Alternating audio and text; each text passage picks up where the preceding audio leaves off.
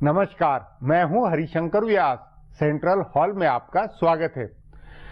किसी भी देश का प्रधानमंत्री जब विदेश यात्रा पर जाता है तो उसकी यात्रा मकसद लिए हुए होती है, एजेंडा बना हुआ होता है। उस नाते प्रधानमंत्री नरेंद्र मोदी की 5 देशों की यात्रा के मकसद तय थे। उसी अनुसार उन्होंने भारत के हित के कई काम साधे। इनमें नंबर 1 चर्चा एटमी सप्लाई ग्रुप या कि एनएसजी की सदस्यता पर है। उस नाते स्विट्जरलैंड, अमेरिका और मेक्सिको तीनों का समर्थन उपलब्धि है।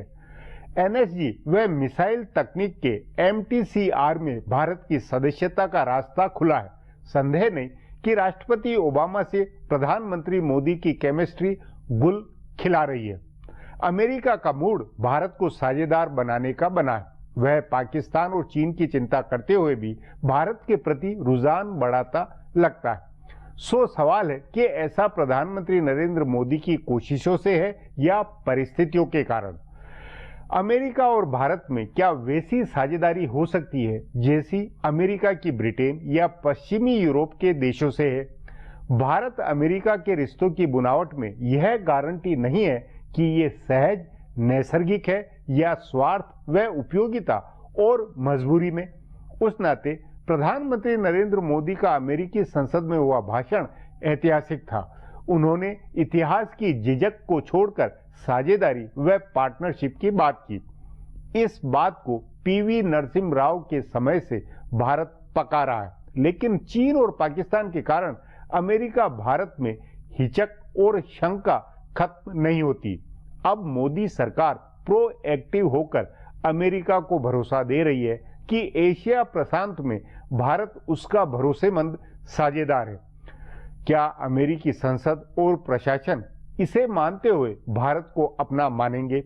इस सवाल की परीक्षा एनएसजी की अगली बैठक में है। देखना है कि अमेरिका कैसे चीन के विरोध को काटता है। आज इस पर चर्चा है, मगर उससे पहले गपशप और खास सुर्खियां। शुरुआत सियासी गपशप से करते हैं।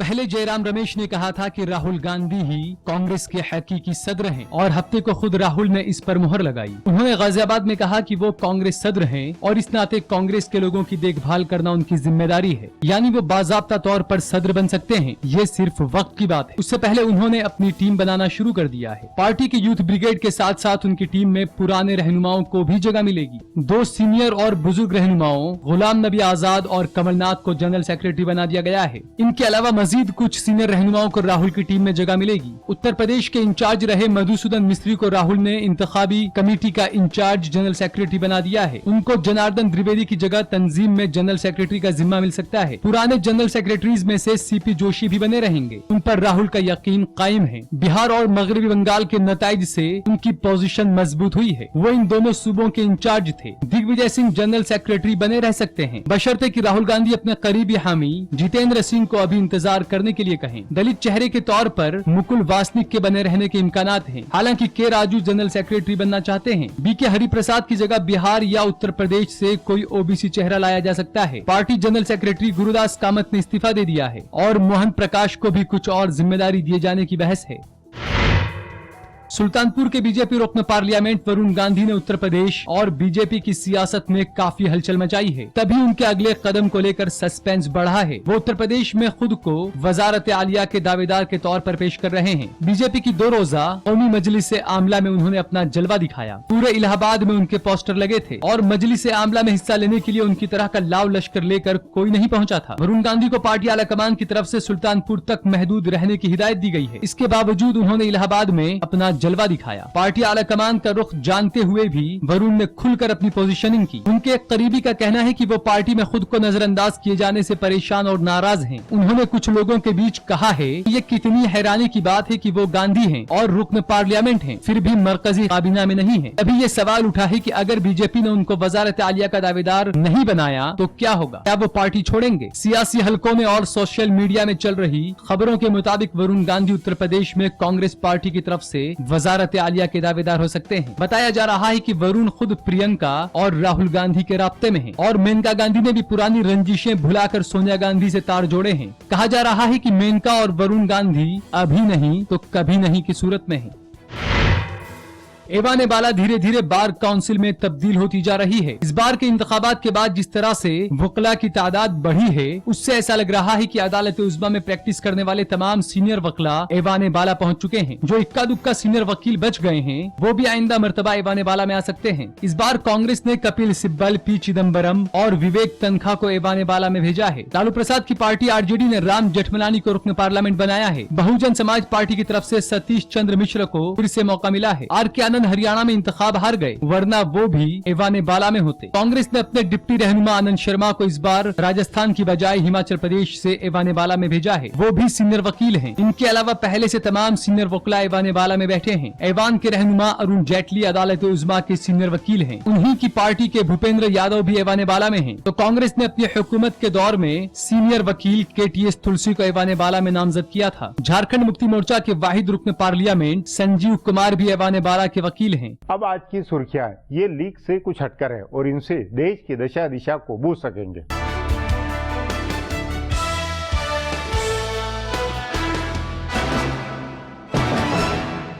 वजीर आजम नरेंद्र मोदी ने बीजेपी की इलाहाबाद में 2 रोजा मजलिस आमला के आखिरी रोज आज अपने खिताब में उत्तर प्रदेश के इंतखाबात के तहत पार्टी कारकुनान को मजीद जोर लगाने का इशारा दिया। वजीर आजम नरेंद्र मोदी ने पार्टी कारकुनान को 7 मंत्र दिए: जज्बा खिदमत, तवाजुन, तहम्मुल, राबता, मुस्बत नजरिया, हम आहंगी और बातचीत। मोदी ने कहा कि इन 7 मंत्रों का असर तर्जे जिंदगी और पॉलिसी में नजर आना चाहिए। मोदी ने अपने खिताब के दौरान जज्बाती होते हुए कहा कि उनके जिस्म का हर एक हिस्सा मुल्क के लिए वक्फ है। वजीर आजम मोदी ने तंजीम की अहमियत पर जोर देते हुए कहा कि मुल्क की तरक्की की जानिब हुकूमत की हुसूलियाबियां किसी एक शख्स की नहीं बल्कि तंजीम की होती है। मोदी ने कहा कि मरकजी और सूबाई हुकूमत को इक़्तिदार या ताकत का एहसास नहीं करना चाहिए, बल्कि समाज को अपनी अहमियत और जरूरत का एहसास कराना चाहिए।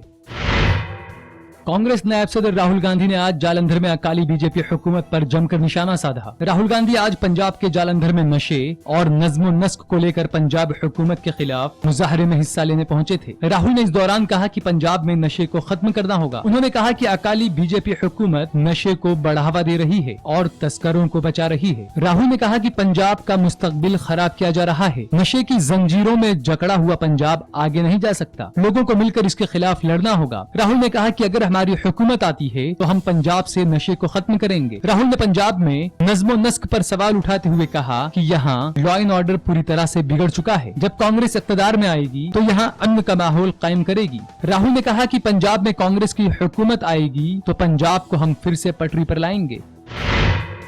तमाम तनाज़ों के बाद अनुराग कश्यप की फिल्म उड़ता पंजाब को बॉम्बे हाई कोर्ट से राहत मिल गई है। बॉम्बे हाई कोर्ट ने आज उड़ता पंजाब फिल्म तनाज़े पर सेंसर बोर्ड को खरी खोटी सुनाते हुए एक कट के साथ इसे मंजूरी देने को कहा। अदालत ने कहा कि उसे फिल्म के टाइटल को लेकर कोई एतराज नहीं है। अदालत ने कहा कि सेंसर बोर्ड 48 घंटे में फिल्म के लिए ए सर्टिफिकेट जारी करे। अदालत ने कहा कि CBFC को कानून के मुताबिक फिल्मों को सेंसर करने का हक नहीं है, क्योंकि सेंसर अल्फाज सिनेमेटोग्राफ कानून में शामिल नहीं किया गया है। कोर्ट ने कहा कि हमें फिल्म में ऐसा कुछ नहीं मिला कि फिल्म में पंजाब को गलत दिखाया गया है या फिल्म में हिंदुस्तान के वकार को भी चैलेंज नहीं दिया गया है, जैसा कि CBFC में कहा गया है। हाईकोर्ट ने कहा कि ऑर्डर पॉइंट नंबर 5 जिसमें माँ बहन की गालियां बकी गई है उसे हटाया जाए। गौरतलब है कि सेंसर बोर्ड के डायरेक्टर पहलाज निहलानी ने फिल्म उड़ता पंजाब के टाइटल और फिल्म के कुछ सीन पर एतराज जाहिर किया था और कुछ सीन को फिल्म से हटा दिया था, जिसके बाद अनुराग कश्यप इस मामले को अदालत में ले गए थे। आपके कौमी कन्वेनर व दिल्ली के वजीर आला अरविंद केजरीवाल ने दिल्ली के LG नजीब जंग पर जमकर निशाना साधा। केजरीवाल ने LG नजीब जंग को एक तंज भरा खत लिख कर कहा कि वो चाहे कुछ भी कर लें, वजीर आजम कभी आपको नायब सदर जमहूरिया नहीं बनाएंगे। केजरीवाल ने कहा कि छोटे भाई के तौर पर मैं आपको कह रहा हूँ कि आप वजीर आजम मोदी के कहने पर कितनी भी गैर आईनी और गैर कानूनी काम कर लें, मोदी कभी आपको नायब सदर जमहूरिया नहीं बनाएंगे। केजरीवाल ने कहा कि आजकल आप हर मामले की ACB से तफ्तीश करा रहे हैं, तो कल ही एक मेडिकल कॉलेज खुला है, उसकी भी तफ्तीश ACB से करा लीजिए। फिलहाल अब एक ब्रेक है, फिर खुलासा होगा।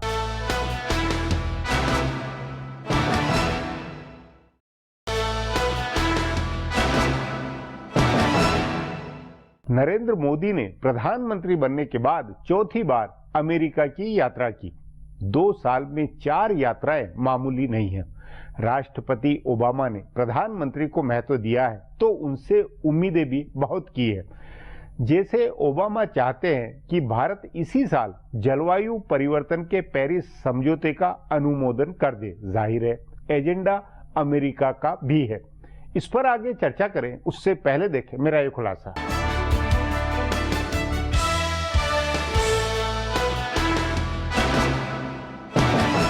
वजीर आजम नरेंद्र मोदी ने गुज़िश्ता 2 साल में जितने भी गैर मुल्कों के दौरे किए हैं उनमें उनका फोकस इक्तिसादी सफारतकारी पर रहा है। वो हर मुल्क के कारोबारियों से मिलते थे और उन्हें हिंदुस्तान में सरमायाकारी के लिए मदऊ करते थे। इस बार भी जब वो 5 ममालिक के दौरे पर गए तो इक्तिसादी सफारतकारी का एक एजेंडा था, लेकिन अहम एजेंडा स्ट्रेटेजिक सफारतकारी का है। अफगानिस्तान से लेकर कतर और स्विट्जरलैंड से लेकर अमेरिका और मैक्सिको तक उन्होंने स्ट्रेटेजिक मसाइल पर पूरा फोकस रखा। इस महीने के आखिरी हफ्ते में जुनूबी कोरिया की दारुल हुकूमत सोल में एटमी ताकत वाले ग्रुप के 48 ममालिक का अहम इजलास होने वाला है, जिसमें हिंदुस्तान को इस ग्रुप का मेंबर बनाए जाने के बारे में तबादला ख्याल होगा। उससे पहले हिंदुस्तान को इसके लिए हिमायत जुटानी है। एक भी मेंबर ने मुखालफत कर दी तो हिंदुस्तान को मेंबरशिप नहीं मिलेगी। अभी वजीर आजम ने अपने इस दौरे में स्विट्जरलैंड, अमेरिका और मैक्सिको तीनों मेंबरान ममालिक की हिमायत हासिल की। हिंदुस्तान की तरफ से अमेरिका एनएसजी में आम राय बनाने की कोशिश में लगा है, लेकिन हिंदुस्तान और अमेरिका के बीच जैसे जैसे नजदीकी बढ़ी है वैसे ही चीन से दूरी बढ़ गई है। चीन ने खुलकर हिंदुस्तान की मुखालफत कर दी है। उसने एनएसजी से जुड़े हुए मुआहदे पर दस्तखत को इश्यू बनाया है। उसका कहना है कि जिन ममालिक ने इस मुआहदे पर दस्तखत नहीं किए हैं उन्हें मेंबरशिप नहीं मिलनी चाहिए। अगर अमेरिका दबाव डालकर इस शर्त को बदलवाता है तो चीन इस बात के लिए दबाव डालेगा कि पाकिस्तान को भी मेंबर बनाया जाए। इस ग्रुप के ज्यादातर मेंबर पाकिस्तान को मेंबर बनाने के लिए राजी नहीं है, लेकिन हिंदुस्तान की मुखालफत भी आधा दर्जन ममालिक कर रहे हैं। इनमें चीन के अलावा न्यूजीलैंड, ऑस्ट्रेलिया और जनूबी अफ्रीका सबसे अहम है। क्या हिंदुस्तान की इस मुखालफत की वजह अमेरिका के साथ उसके गहराते रिश्तों में है? आलमी सफारतकारी के कई माहिरीन मानते हैं कि हिंदुस्तान और अमेरिका की नजदीकी ने चीन और पाकिस्तान को नाराज किया है। चीन मान रहा है कि अमेरिका उस पर नजर रखने और एशिया में उसकी बढ़ती ताकत को काबू में रखने के लिए एक हिकमत अमली के तहत हिंदुस्तान को बढ़ा रहा है। तभी उसने एनएसजी में हिंदुस्तान की राह रोकने की कोशिश तेज की है। बहरहाल एनएसजी का मेंबर एक अलग मसला है। दूसरा मसला एमटीसीआर का है। इसके 34 रुकन ममालिक ने हिंदुस्तान की रुकनियत के लिए हामी भर दी है, यानी हिंदुस्तान अब इस निजाम का हिस्सा बन गया है और वो अपनी मिसाइल तकनीक बेचने या दुनिया के दीगर ममालिक से खरीदने के लिए आजाद हो चुका है। वजीर आजम मोदी के 5 ममालिक के दौरे में हासिल की गई एक बड़ी कामयाबी है। पोखरण में एटमी तजर्बे के बाद जिन इदारों में हिंदुस्तान की एंट्री पर रोक लगी थी वो धीरे धीरे हटने लगी है। इसमें अमेरिका एक बड़ा किरदार अदा कर रहा है, लेकिन इसके लिए हिंदुस्तान को भी अपने पुराने स्टैंड से हटना पड़ रहा है। खेमाबंदी छोड़कर हिंदुस्तान अमेरिका के साथ जुड़ा है। हिंदुस्तान, अमेरिका, जापान और ऑस्ट्रेलिया का एक नया ग्रुप उभरा है जो एशिया में एक नया महवर बन रहा है और इसी महवर ने चीन की नींद उड़ाई है। अब आगे देखना ये होगा कि हिंदुस्तान किस तरह से अमेरिका के साथ दोस्ती को आगे बढ़ाता है। अब एक ब्रेक है, उसके बाद भारत अमेरिकी रिश्तों की गर्मजोशी पर चर्चा करेंगे।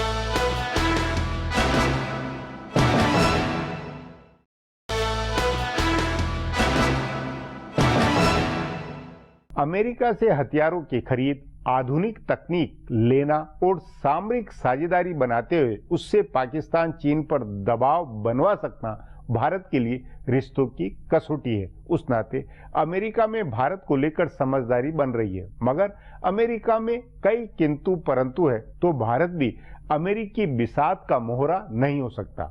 इस पर चर्चा के लिए आज मेरे साथ सामरिक मामलों के जानकार उदय भास्कर है।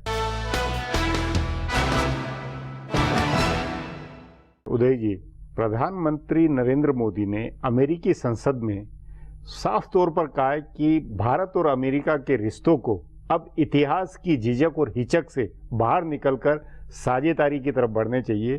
क्या अर्थ है इसका और क्या अमेरिका ने सचमुच में इसके लिए एक तरह से मन बना लिया है? साहब, इसका राजनैतिक अर्थ मैं कहूँगा कि इस प्रकार का है कि ये पहली बार है भारत के राजनैतिक संवाद में कोई भी प्रधानमंत्री भारत और अमेरिका के रिश्तों को इस दायरे में वो उनकी व्याख्या कर रहे हैं। ऐतिहासिक रूप से मैं याद दिला दूं कि आपको तो याद ही होगा कि पंडित नेहरू के ज़माने पे जब सन 62 का युद्ध हुआ था चीन के साथ, उस वक्त भारत ने अमेरिका के साथ काफ़ी खुलेआम समर्थन का हमने बात की थी, हालांकि वो हुआ नहीं। उसके बाद इतिहास बदल गया है और पंडित नेहरू के बाद जितने भी प्रधानमंत्री हमारे आए हैं, आप मिसेस इंदिरा गांधी को देखिए, उसके बाद जो राजीव गांधी साहब आए थे और अभी मनमोहन सिंह तक, किसी ने इस प्रकार से नहीं कहा कि भारत और अमेरिका इतिहास का जो झिझक है या इतिहास के अंदर जो भी गांठें आई थी उसको पीछे रखते हुए अभी हम आगे बढ़ने के लिए तैयार हैं। तो ये जो पहले दुविधा थी, क्योंकि डील में आपको याद होगा ना, प्रणब मुखर्जी साहब जो हमारे उस वक्त विदेश मंत्री थे और मनमोहन सिंह साहब जो हमारे प्रधानमंत्री थे, एंटनी साहब जो रक्षा मंत्री है, किसी ने ये खुलेआम नहीं कहा कि हम अमेरिका के साथ समर्थन चाहते हैं।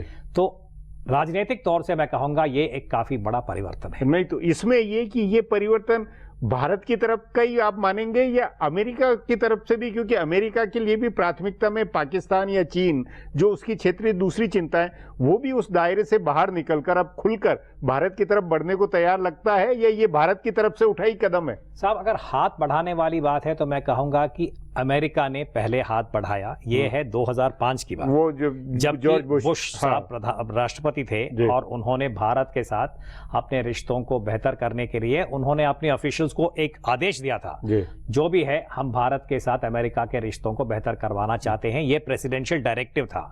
अभी आप देखिए मोदी साहब का जो विजिट है, कहा जा रहा है कि ओबामा साहब भी यही चाहते थे कि जितने भी अनरिजॉल्व्ड इश्यूज हैं उनको उनके प्रेसिडेंसी खत्म होने से पहले वो एक प्रकार से उनको कंसोलिडेट करना चाहते थे, चाहे सिविलियन न्यूक्लियर एनर्जी हो या मेक इन इंडिया या टेक्नोलॉजी ट्रांसफर, इतना तक वो उसे कानून में भी एक प्रकार से शामिल करवाना चाहते हैं। तो मैं दोबारा कहूंगा कि इस यात्रा और मोदी साहब के साथ जो पहल था, ये अमेरिका ने शायद हाथ हमसे ज्यादा बढ़ाया नहीं। लेकिन इसमें देखिए, आपने जो बुश का जिक्र किया, पीवी नरसिम्हा राव के समय से भारत अमेरिका के रिश्ते बेहतर बने, ये कोशिश हुई, वाजपेयी जी ने भी की है, बिल क्लिंटन ने भी कोशिश की, और ये उस सब में कोशिश हुई। लेकिन अब कारोबार है, सामरिक मामले हैं, सैनिक मामले हैं, सैनिक खरीद मामले हैं, ये सब हो रहा है। तो इसमें ये नहीं लगता है कि प्रधानमंत्री नरेंद्र मोदी एक गुजरात की जो शख्सियत है, गुजरात की जो उद्यमशीलता है,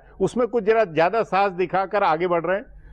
साहस तो जरूर दिखा रहे हैं। अगर आप कहें कि 2 साल जो मोदी साहब का यूएसपी क्या है, उनका छाप क्या है, मैं कहूंगा कि उनकी जो पर्सनल एनर्जी है वो किस प्रकार से हर एक समिट लेवल मीटिंग को वो काफी प्रभावित करता है।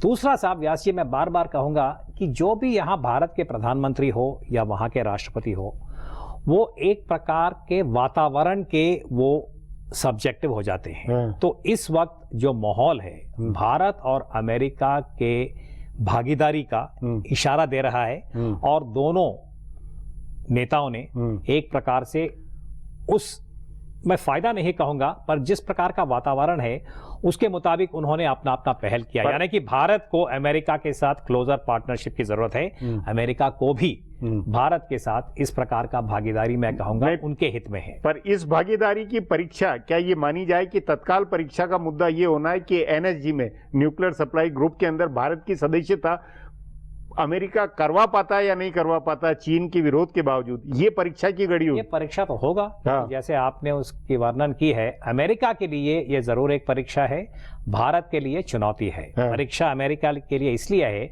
कि देखना है कि जिस प्रकार 2008 में राष्ट्रपति बुश साहब जो है फोन उठा के उन्होंने उस वक्त हू जिनटाओ साहब से बात किया और चीन ने भारत को एनएसजी में एक्सेप्शनल स्टेटस देने से किसी प्रकार का रुकावट नहीं डाला।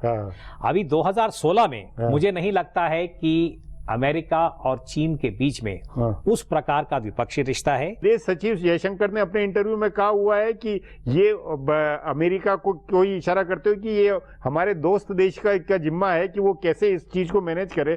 तो भारत ने उम्मीद तो की हुई है, भारत की एक्सपेक्टेशन है कि अमेरिका जो है उसी प्रकार से भारत को समर्थन देने के लिए जो भी उनको चाहे फोन उठाना होगा या बाकी देशों को, जैसे न्यूजीलैंड है, न्यूजीलैंड जो है वो अमेरिका के काफी करीब है। और भी देश है। पर सबसे बड़ा मुझे लगता है कि जो ऑब्स्ट्रक्शन या जो भारत के खिलाफ जो है वो देश है चीन, और उनके ऊपर अमेरिका और चीन का रिश्ता मैं दोबारा कहूंगा कि 8 साल पहले कुछ और था और अभी 2016 में उन दोनों के बीच में जो तनाव भी है और मतभेद और आर्थिक जो तुलना है सब में बदलाव आ गया है और इसकी वजह से अमेरिका की वो विश्वसनीयता नहीं है जो कि 2008 में था। नहीं, लेकिन उसके कारण भारत और अमेरिका दोनों को मिलकर, मतलब दोनों में एक अलायंस बनने का या साझेदार पार्टनरशिप, चीन अमेरिका के रिश्तों के इसी कारण वो पार्टनरशिप तो बनती है, उसकी जमीन तो तैयार हो गई है। हाँ, अलायंस नहीं, मैं दोबारा कहूंगा, भारत ने बार बार कहा कि हम मिलिट्री अलायंस के खिलाफ हैं, परंतु हमने इस वक्त एक एंड्योरिंग पार्टनरशिप की बात की।